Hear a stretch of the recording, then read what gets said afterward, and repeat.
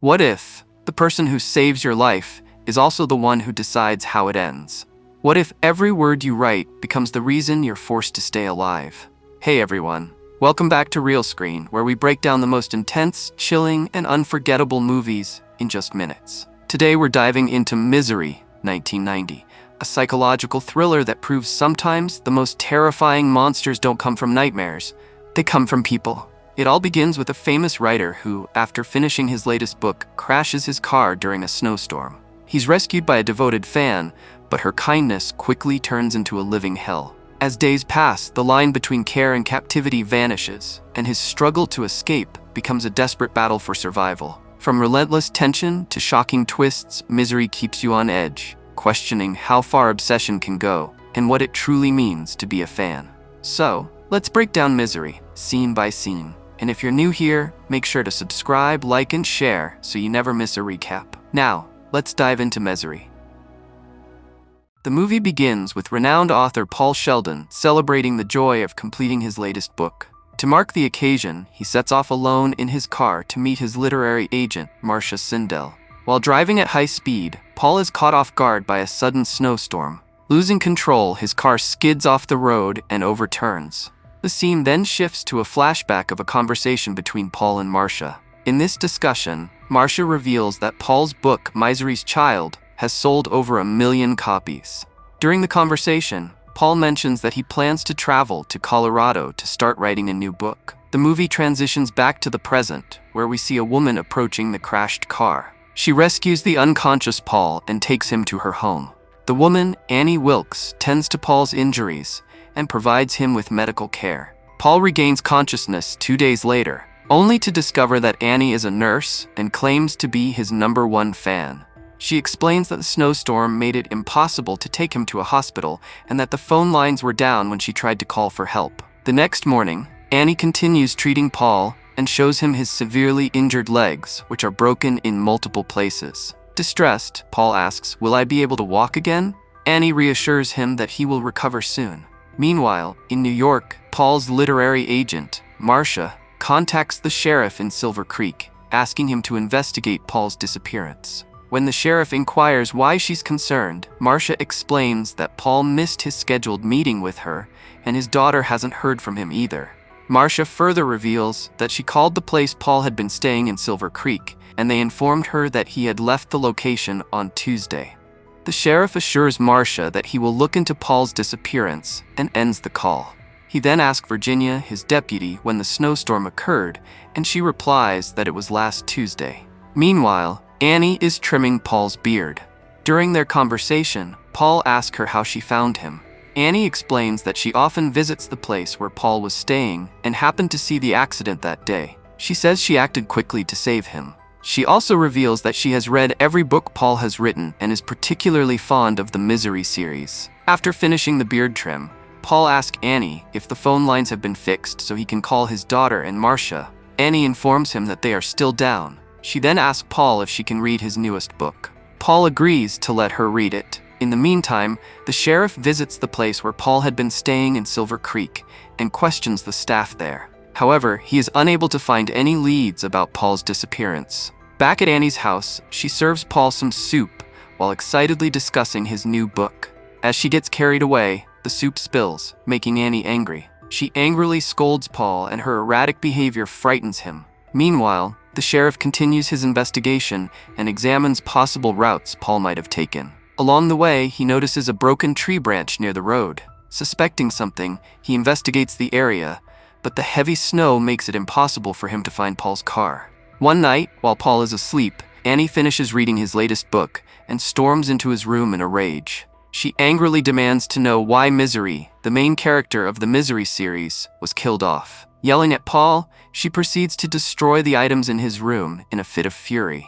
Before leaving the room, Annie threatens Paul, warning him that he will never be allowed to leave her house. She then locks the door and drives away in her car. Realizing how dangerous it is to stay in the house, Paul, despite his legs still being broken, decides to act. Overcoming intense pain, he crawls out of bed and drags himself toward the door. However, he finds it locked and is unable to open it. Exhausted, he ends up lying on the floor, unable to climb back into the bed. Meanwhile, the sheriff, investigating Paul's financial activity, discovers that Paul has not made any transactions since leaving Silver Creek. The next morning, Annie returns to the house and enters Paul's room. She finds him lying on the floor and assumes he must have fallen from the bed. She lifts him back onto the bed and ensures he is comfortable. Later, Annie insists that Paul burn his new manuscript. Although Paul tries to talk his way out of it, Annie becomes increasingly forceful, leaving Paul with no choice but to comply. As Paul burns the manuscript, a helicopter flies over Annie's house, searching for any sign of Paul's car. That night, after finishing his meal, Paul grows suspicious of the painkillers Annie gives him. Instead of swallowing the pills, he uses a fork to poke a hole in the mattress and hides the pills there. The next morning, Annie brings a wheelchair and helps Paul into it. She sets up a workspace in the room, complete with a typewriter and other supplies, and orders him to write a new book titled Misery's Return. But before typing on those papers, Paul says that when he types on those papers, the letters are blurred. When he points this out to Annie, she doesn't believe him. Frustrated, Paul types to demonstrate the issue. Seeing the problem, Annie becomes enraged, shouting at Paul. In her fury, she picks up a bundle of paper and slams it onto Paul's injured leg, causing him to scream in pain. After this violent outburst, Annie locks the door and leaves the house, saying she will return with the new papers.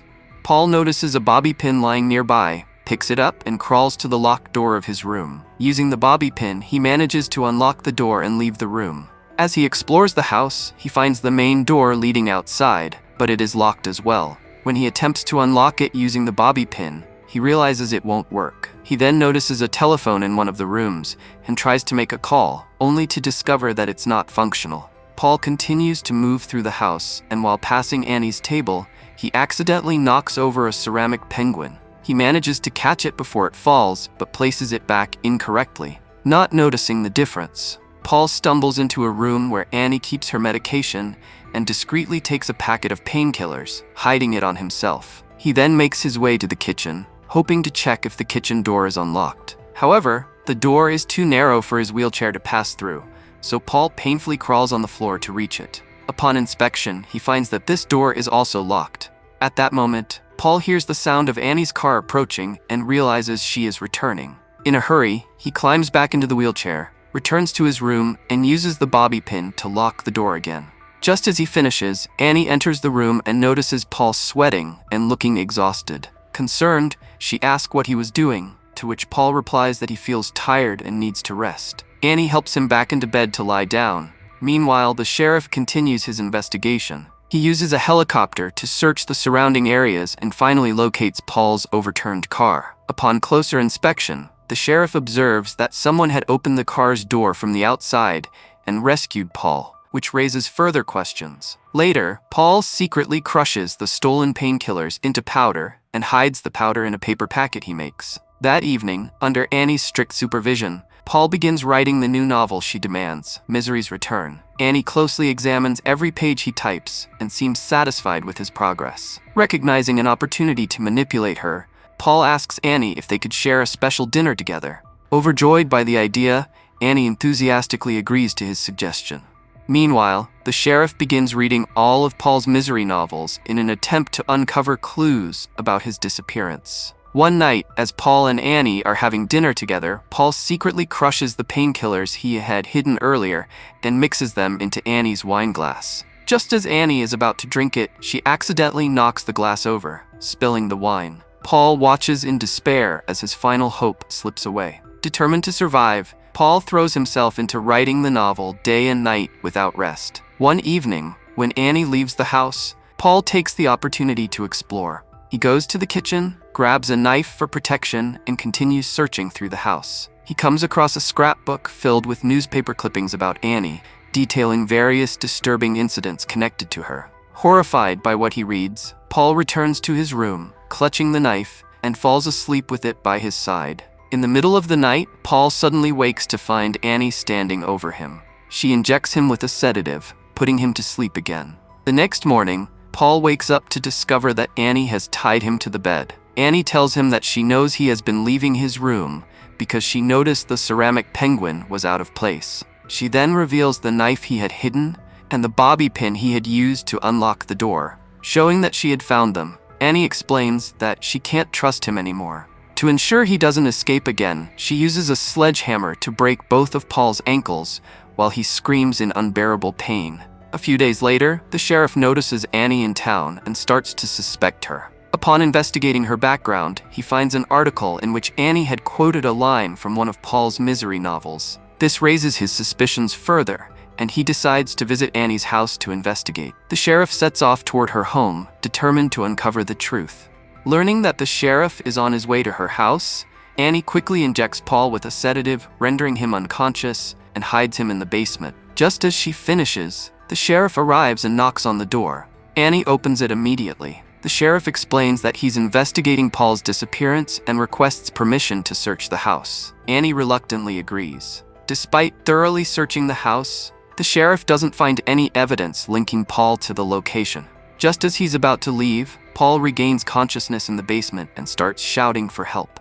Hearing Paul's screaming, the sheriff rushes to the basement, where he discovers Paul. However, before he can rescue him, Annie shoots and kills the sheriff. Later, Paul tells Annie that he's nearly finished writing his novel and suggests they celebrate the occasion. Annie, excited by the prospect, brings everything Paul requests: a cigarette, a match, a bottle of champagne, and a glass. She even steps out to fetch a second glass when Paul asks for it. While she's gone, Paul uses the match to set the manuscript on fire. Annie rushes in, horrified, and tries to save the burning manuscript. Paul takes advantage of the moment to strike her with the typewriter. A violent struggle ensues between the two. During the fight, Annie shoots Paul, injuring his hand, but he fights back fiercely. Ultimately, Paul manages to overpower Annie, delivering a fatal blow that ends her life.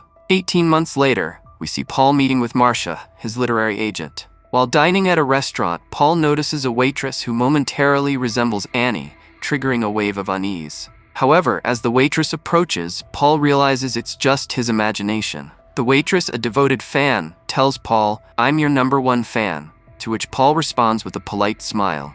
This haunting yet captivating story concludes, leaving the audience in awe of Stephen King's masterful storytelling as brought to life in the unforgettable movie Misery. Thanks a lot for watching this video. I really appreciate your time and support. If you enjoyed the recap, please consider subscribing to the channel, giving this video a like, and sharing it with your friends. Your support helps me bring you more amazing movie stories every week. See you in the next one.